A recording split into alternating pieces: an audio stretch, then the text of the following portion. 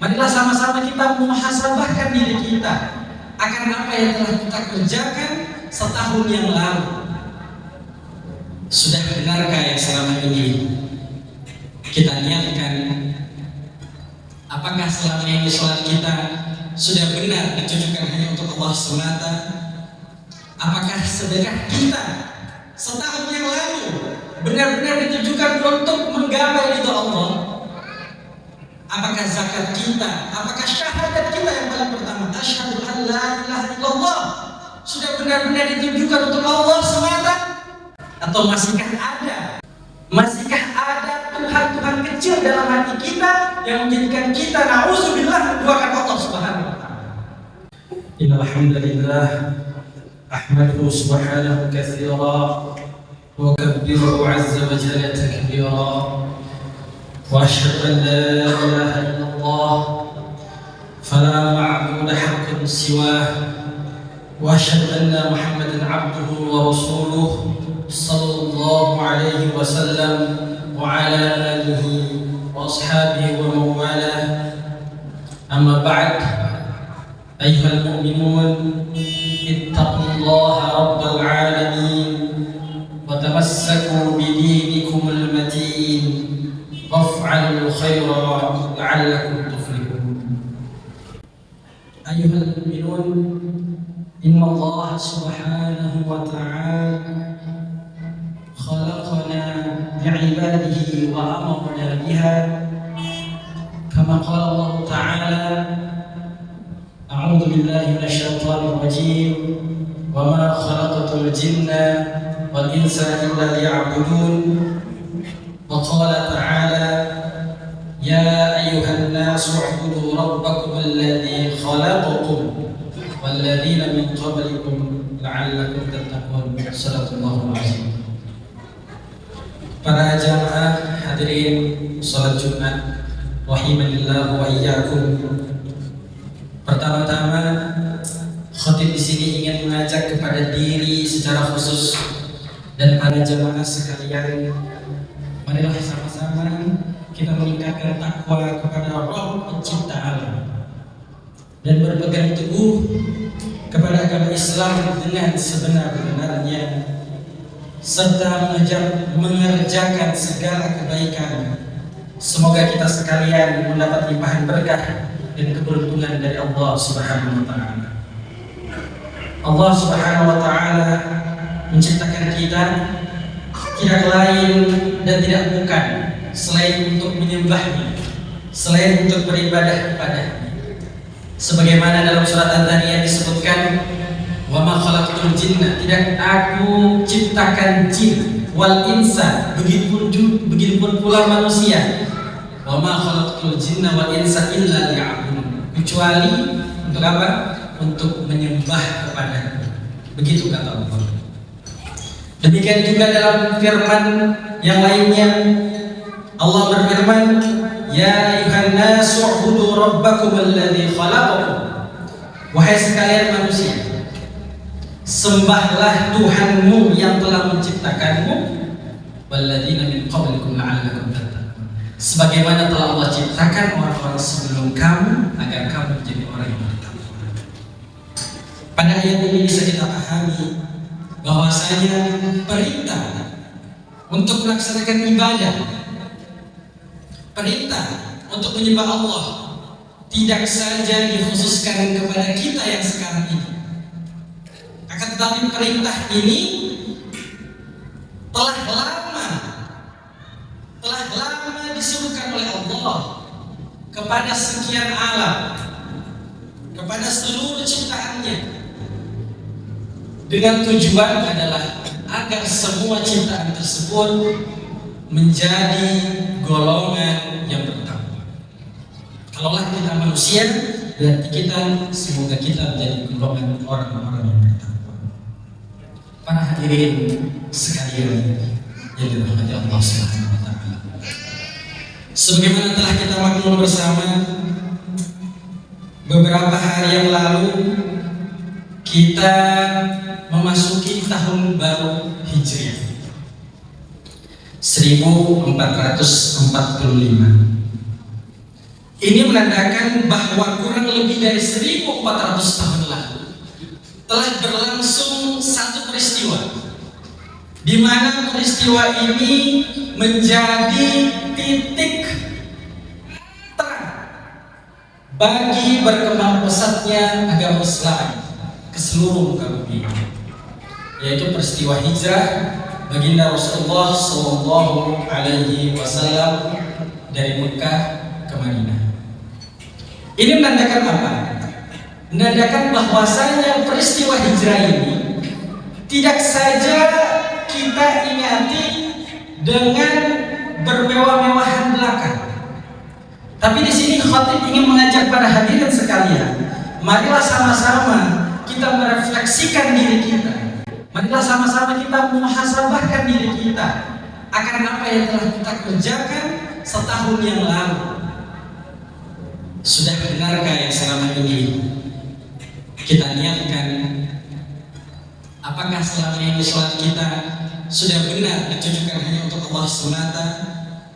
Apakah sedekah kita setahun yang lalu benar-benar ditujukan untuk menggapai ridha Allah? Apakah zakat kita, apakah syahadat kita yang paling pertama, asyhadu an la ilaha illallah, sudah benar-benar ditujukan untuk Allah semata? Atau masihkah ada Tuhan-Tuhan kecil dalam hati kita yang menjadikan kita na'udzubillah menduakan Allah Subhanahu wa Ta'ala? Maka dalam rangka memperingati serta merefleksikan peristiwa agung tersebut, perlu kiranya kita memperbaharui niat, sehingga segala pekerjaan kita jauh dan Allah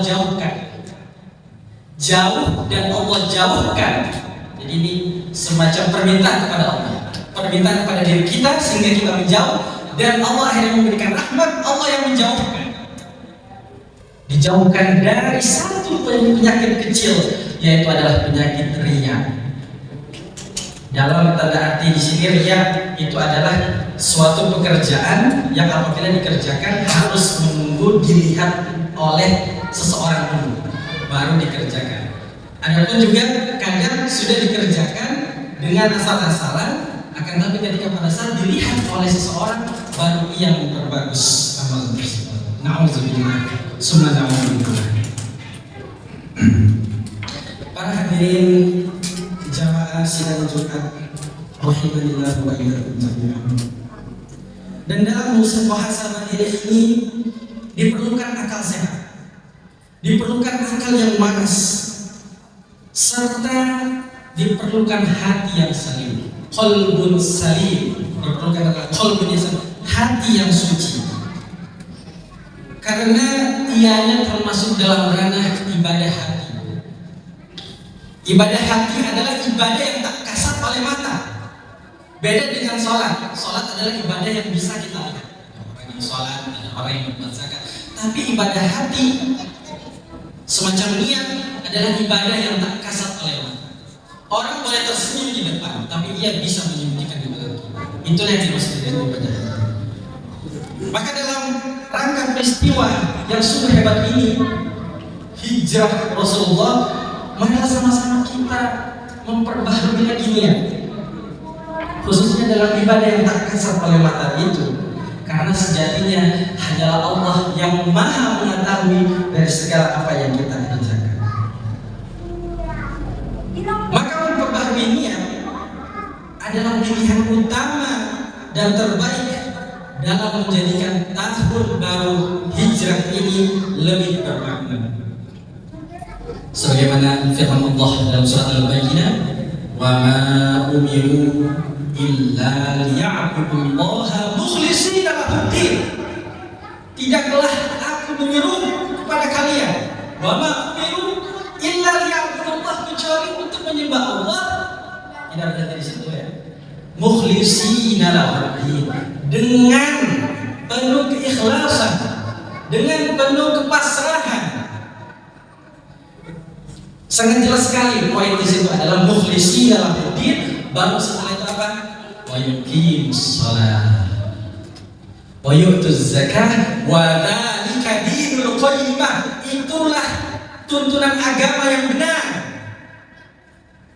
Maka para ahli ilmu sepakat bahwasanya syarat utama terijabahnya doa adalah doa yang dipanjatkan dengan penuh ikhlasan.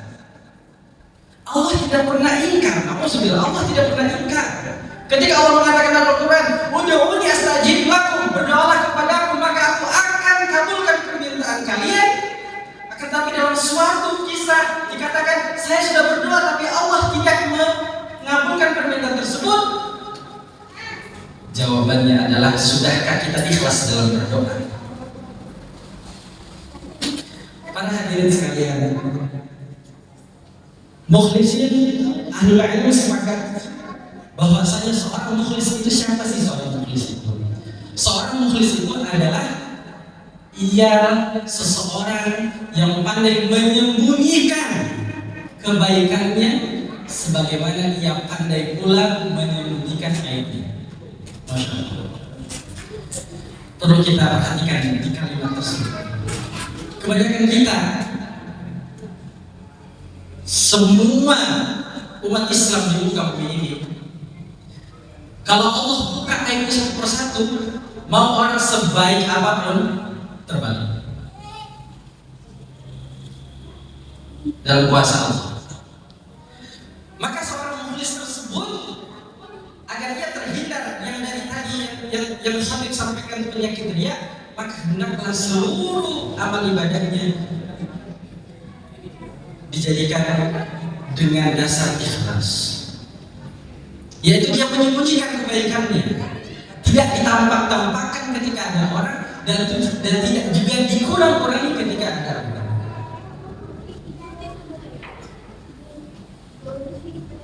Maka salah satu cara untuk belajar ikhlas, semoga kita semuanya bisa.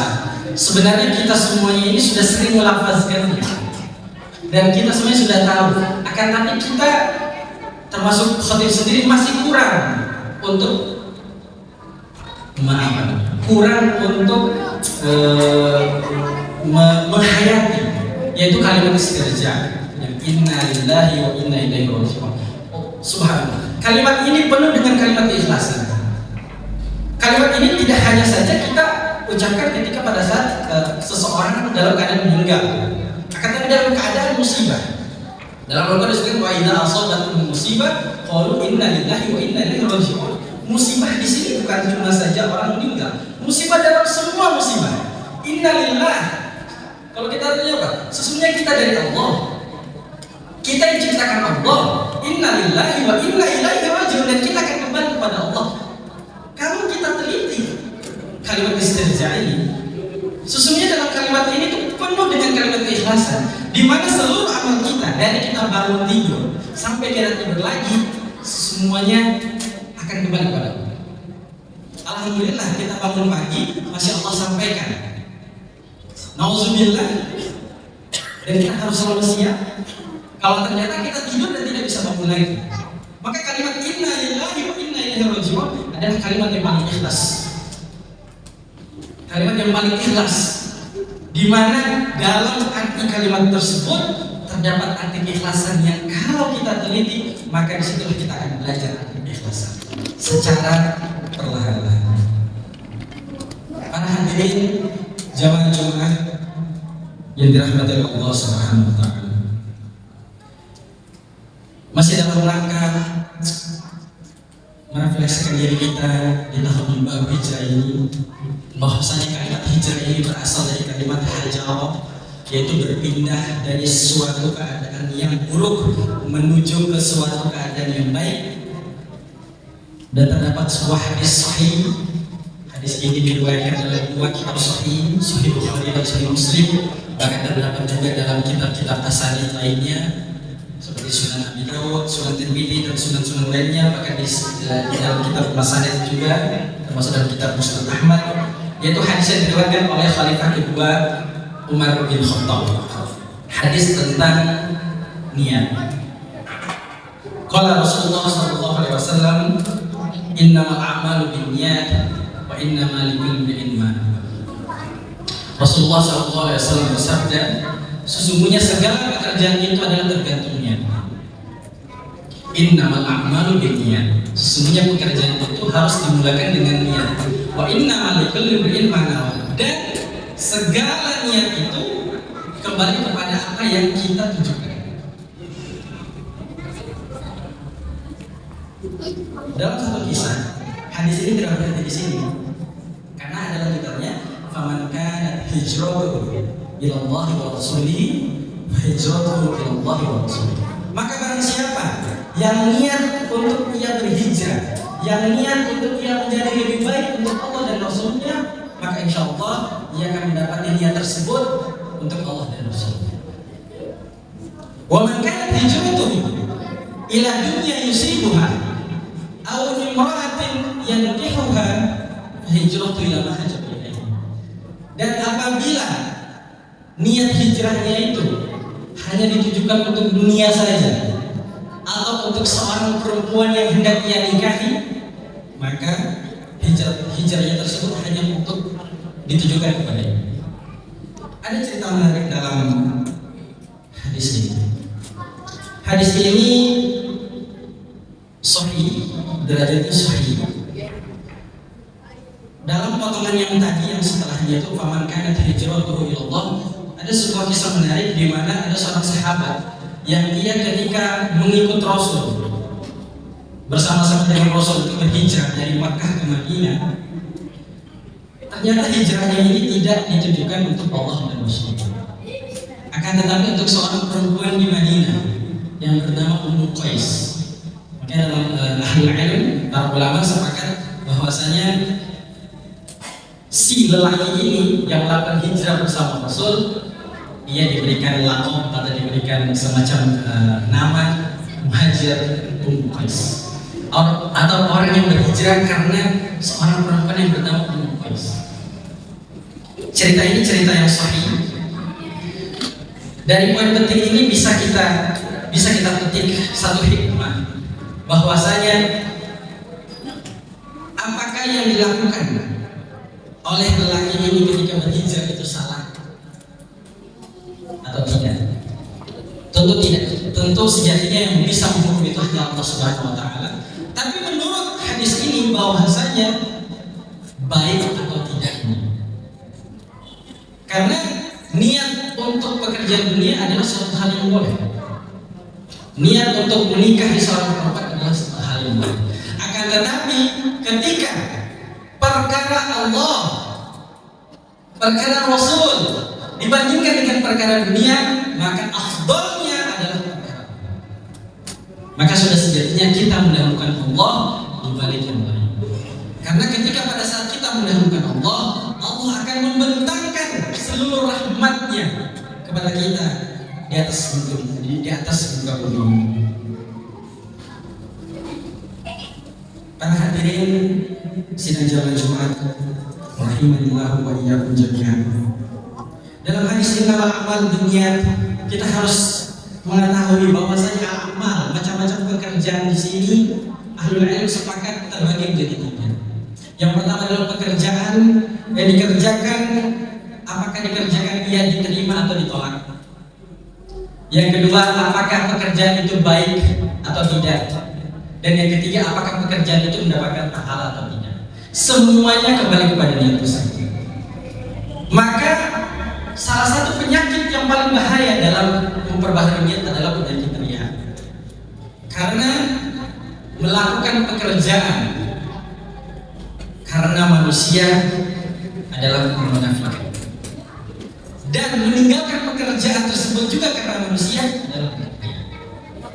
Maka semoga kita semuanya terhindar dari penyakit riya ini, dan semoga tahun baru hijrah ini menjadikan kita semakin paham, menjadikan kita semakin ingin lebih meningkatkan diri lagi, mencari kebenaran, agar kita beragama ini, khususnya beragama Islam, bisa sampai ke derajat muhsin.